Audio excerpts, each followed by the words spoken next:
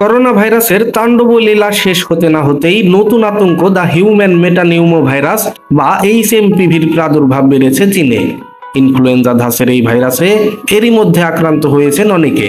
ভাইরাসটি করোনার মতোই ভয়াবহ আকার ধারণ করতে পারে বলে সতর্ক করেছেন স্বাস্থ্য বিশেষজ্ঞরা।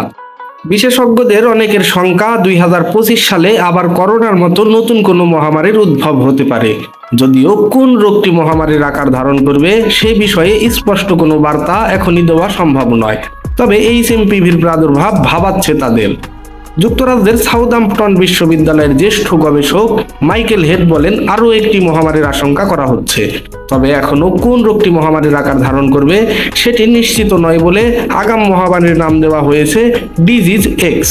হাম, কলেরা, বার্ড ফ্লু ও স্ক্যাবিসের মতো প্রায় 11টি রোগকে সম্ভাব্য মহামারীর তালিকায় রাখা হয়েছে।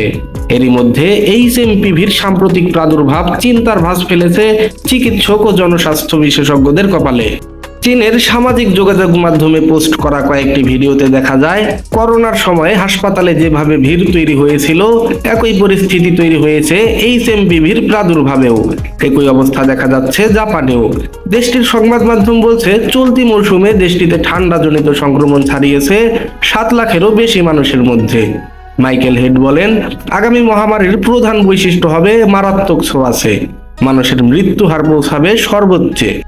জানাবো চীনের বর্তমান অবস্থা। চীনে প্রতিনিয়ত এইচএমপিভি প্রকট হয়ে উঠলেও এখনো পর্যন্ত বিশ্ব স্বাস্থ্য সংস্থা কিংবা দেশটির সরকার সতর্কতা জারি করেনি।